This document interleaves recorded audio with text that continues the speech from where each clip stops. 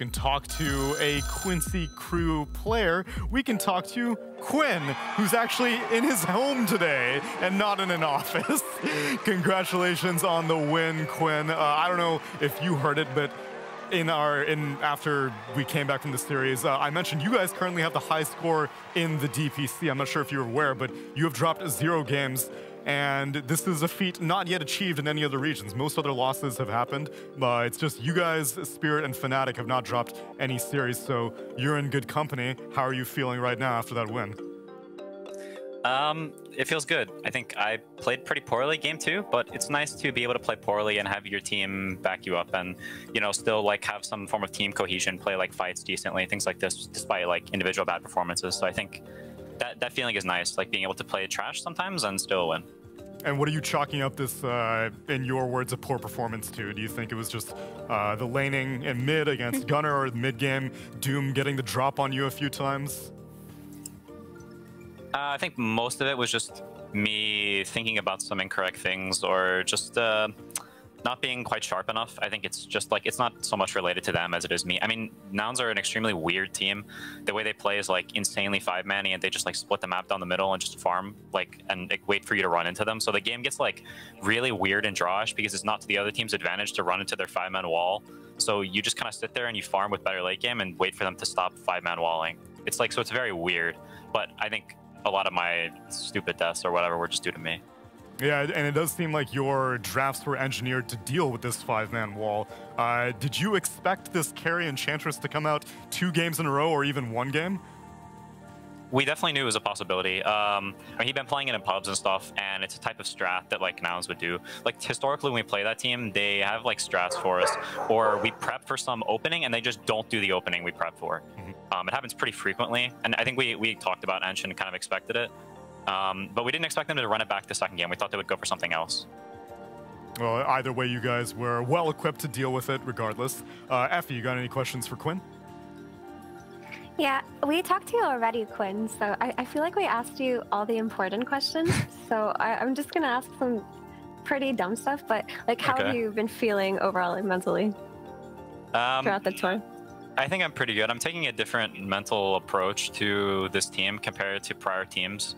I'm historically a player who focuses a lot on overall team like gameplay, like what you do on the map, like trying to reach towards an ideal. And I'm taking a much different approach in this team, focusing much more on myself and enabling the players we have, letting sort of everyone do their own thing, and letting what that shapes be its own thing. Because I haven't had the greatest success in the past, and I think at times my focusing on the grander scale and trying to reach for perfection has hurt my individual gameplay and potentially the gameplay of the team as a whole. So it's something I'm working on, and I think just mentally it's been a lot nicer for me. That's really elaborate. So how have you gone about accommodating for the other players on your team, like you mentioned? Like, what's that process like? Have you changed the way that you've been playing in pubs, or has it mostly just been an internal decision? It hasn't really, the way I play pubs hasn't really changed. I think a lot of it is just sort of a mindset shift from like, this is what should be done, as opposed to this is what your players are good at, and enabling that. So maybe it looks like different heroes being picked, or maybe it looks like us playing slightly differently, maybe slightly slower at phases or whatever. Because pushing for like ideal is just really hard. So I think it comes more with like just accepting of things happening and playing towards each individual situation, as opposed to striving extremely hard for any, like, for the fastest win possible, which is the case, the proper thing to do sometimes, but not always, I think. And has that been kind of a natural thing, or have you been forcing yourself to do it? I guess that's what I meant to ask. I definitely put myself into a groove of looking at grander things. I had sort of a negative slip into lack of looking at my own minutia in terms of gameplay. So I think it's been a bit of a process to like get back into it. But I think every Dota player sort of naturally functions best in this state where you're able to just play in the zone and play your own game. So I think realistically, it's pretty easy to slide back into that, because that's like what you should be doing and what your like natural gameplay, I think, wants to do. Okay. And speaking of the zone, do you have any kind of like pre-game rituals before you go into a series game, or do you just kind of chill? Do you play a lot of pubs the day before, or like how does it go exactly? How do you prepare? on this team we play a pre-official scrim, so I think to just like get the jitters out and like build some cohesion for that individual day. So there's that. And then, I mean, I've dabbled with like breathing exercises or like meditation in the past. For whatever reason, I haven't stuck to it, maybe because I'm a lazy bum. But besides that, not too much. You know, get some water, just chill out, try and be in a calm state. I probably should do more breathing exercises and stuff, but I'm kind of a moron, so. I mean, I heard I don't know how well they work, honestly. I don't think I'm a believer in that kind of stuff, but there's some professionals, like real sports people, who swear by this stuff. I don't know. I'm not a guru, so. I mean, I guess it's worth trying. All right, last question. So now that you've secured this series win, how comfortable are you feeling in terms of your major slot? Is it just smooth sailing from here, or are you still going to be on your toes? I mean, I think you definitely still have to be on your toes. I mean, the cut pushed Nouns to pretty close areas they almost lost, so taking them not seriously would be a mistake for sure. EG is obviously EG, but to be honest, it's very likely that whether or not we're going to the major is determined by the time we play EG. So I'm not really thinking about the series. Like, we're gonna play them. I want to win, but like realistically, we just need to win our next series and then see what happens with some other teams, and that will either punch our ticket or not. But I mean, points are also really relevant for us. So getting the #1 seed is important because for us, the best scenario is one where either EG or us qualifies directly to TI, or both of us, because a world where both us and EG are in the qualifiers is like kind of trash, so we don't want that.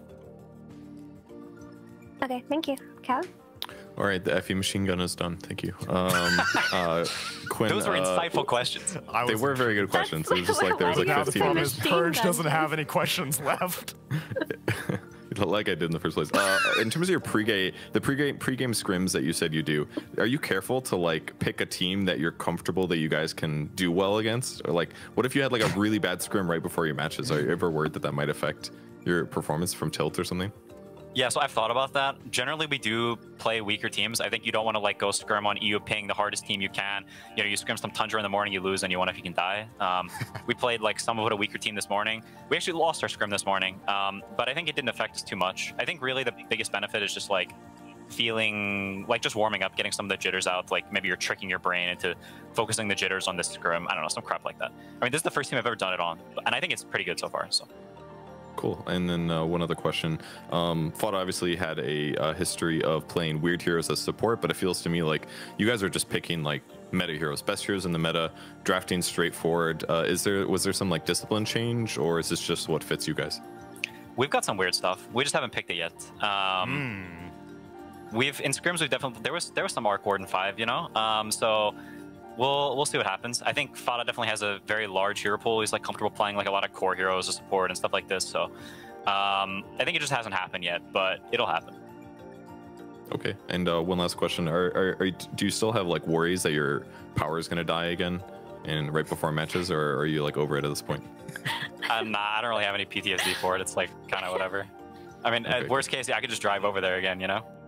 That's true. You got the plan down now, I suppose. Yeah. How long did it take to like pack up your computer that day and just bring it there and set it up? Like, I mean, the drive is like 10-15 minutes, and it took me like just a couple minutes to pick up my PC. So, I mean, we asked on the way there, right? So like we packed the stuff, got in the car, started driving, and then asked them because we didn't have time to wait for their response beforehand. More of a ask for forgiveness rather than permission kind of strategy. I like it. Exactly. Now that I guess you are being able to envision a major attendance, is there any consideration of you guys getting a coach anytime soon?